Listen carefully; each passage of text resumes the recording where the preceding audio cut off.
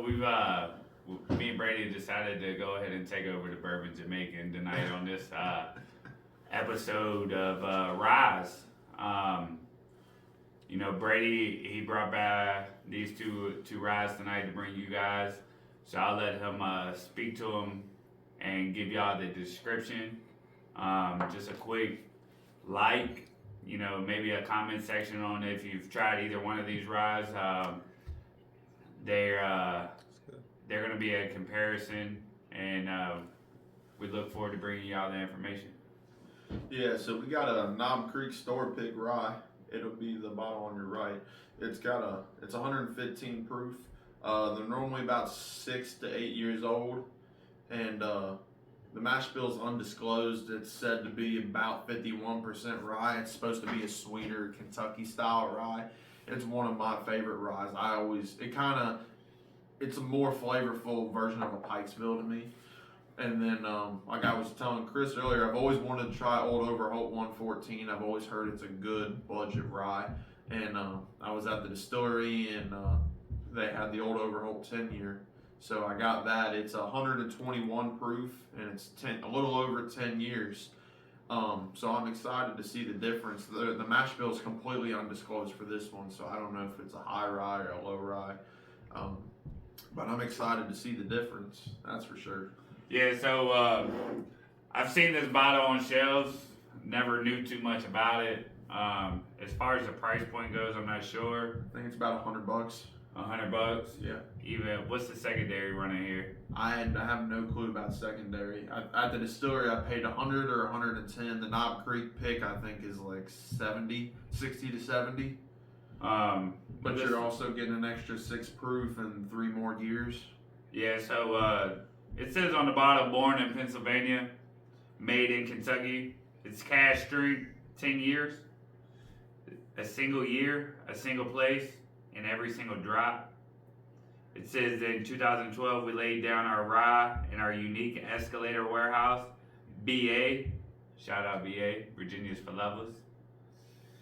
Decade later, we selected the best to be blended and bottled, cask strength and unfiltered. The Kentucky style rye is a result, spice, depth, and unmistakably Overholt character. So whatever Overholt character there is, we're finna pour it up and tell you about it. So the first one we'll be tasting is the Knob Creek, since it's a little bit lower proof.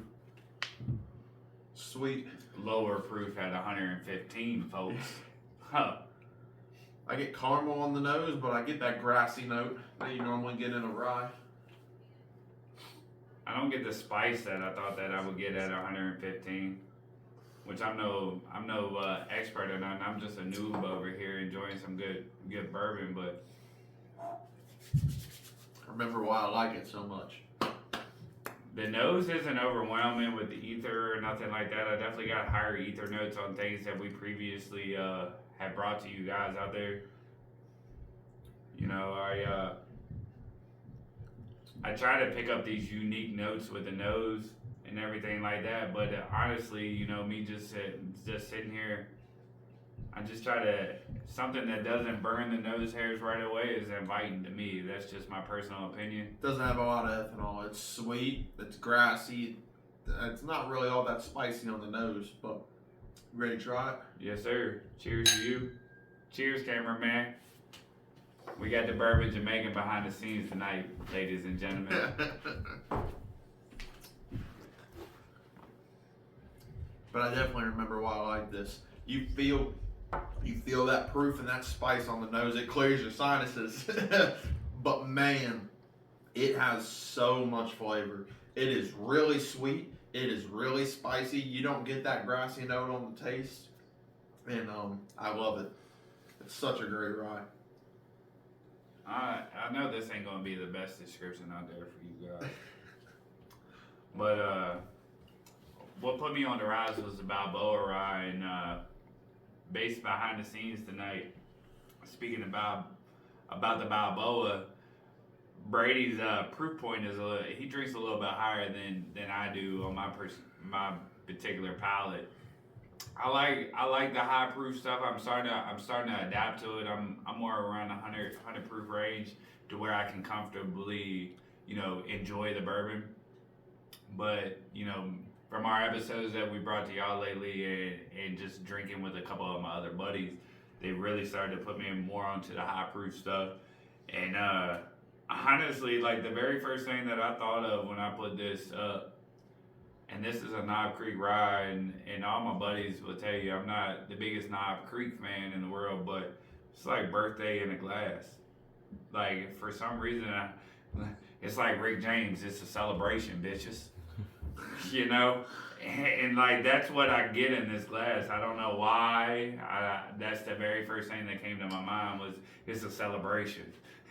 And I can't explain that, but I can tell you that it definitely is surprising. The knob put me on the rise, and I'm definitely at the point to where I would select this over the Balboa rye, and that's a lot coming from me. I don't know about you, Chris, but I'm excited to try this Old Overholt to compare. So Brady's face alone when he opened up this is a brand new open neck pour right here. Me and Brady are definitely on the conspiracy of neck pours. We don't like them, we don't enjoy them, and that's just us being full disclosure to you guys. Like I said, I've seen this in a couple different stores. I didn't know anything about it until prior to tonight. Brady put me on game, and when he opened it, it kind of went something like this. Yeah. So it definitely is inviting, it's enjoyable, and shout out to Brady for making it possible, not only for us here live in action, right, but to be able to bring it to you viewers, because at the end of the day, the community and the viewers is what continues to bring us back here and bring you guys content. And when you see this bottle on the shelf for the 100 or 110, whatever it is, and if somebody marks it up to 200, you want to know, is it worth the price? So hopefully we're going to give you that. So what's MSRP before 100 or 110? So $110 gets you a limited release cash drink, Old Overholt from Jim Bean. We're going to see if it's worth the limited release tag. Right, is it worth that tag? And at the end of the day, is it worth the hype to compare it to the Hardin's Creek and to the Little Book and everything else that Jim Beam has been putting out this year? It's phenomenal that we've been able to do the lineups that we've been able to do. It's inviting on the nose. It is inviting. It's warm, but it's not as complex as the Knob Creek. It's got your nose hairs going. It's proofier on the nose and it's warmer on the nose, but it's not complex. That Knob Creek, you get that caramel vanilla grassiness to it, but this doesn't have a big nose. Now that you've drank it though, what I love about the taste is it's actually even more viscous than the Knob Creek in my opinion. That's like syrup in a glass, and it is sweet. It's got a little bit of a floral note to it. So I was going to touch base on the floor. Like, the tongue feel is like he said, very viscous and very inviting. And then when you swallow it down, you get the floral. The floral immediately, as it hits the tonsils on the backside, that's the first note that you pick up. And what'd you say? Was this 121? Yes. She ain't drinking like a 121, guys. No. Yeah, not at all. Like, I would damn near say the Knob Creek rye right here is drinking harder than the 121. The Old Overholt smells higher proof, but it don't drink it. I just went back to the Knob Creek. The Knob Creek was so sweet and viscous the first time we drank it. Then I drank the Old Overholt. I went back to the Knob Creek. It's still sweet, but it's rough on the edges. It kind of conflicts.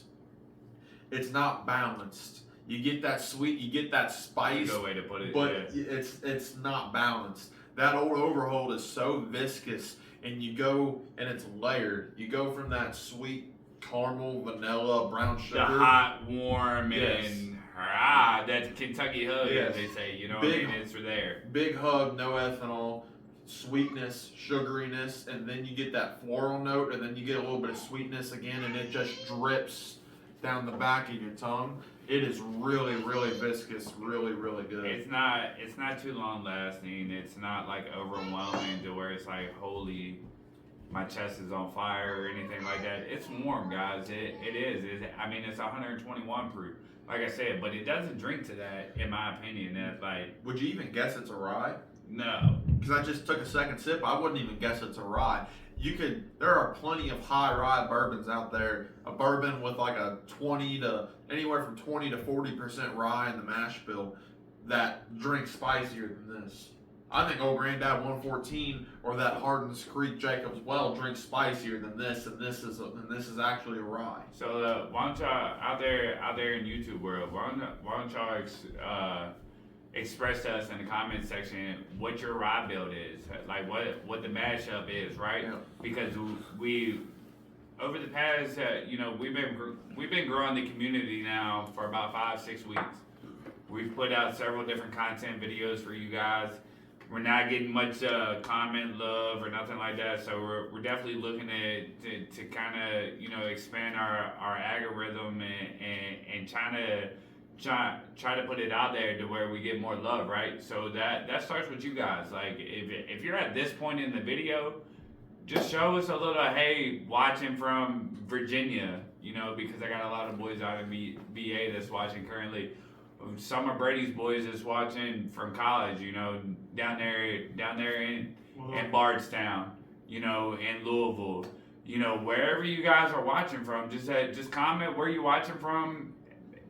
Comment your favorite rye, whatever the case may be. Like, just show us some love. That's all we asking. One last note, Chris, before we sign off.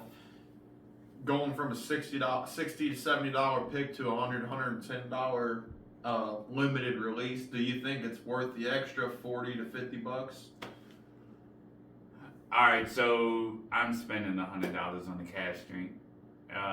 I hate to say it, but I agree with you. I don't like to spend triple digits on a bottle. Me But neither. when you crack it open and it's worth every penny, it is so satisfying. Not only is that, like, when you crack this bottle open, like, I didn't exaggerate when I told you Brady's response when he popped the thing and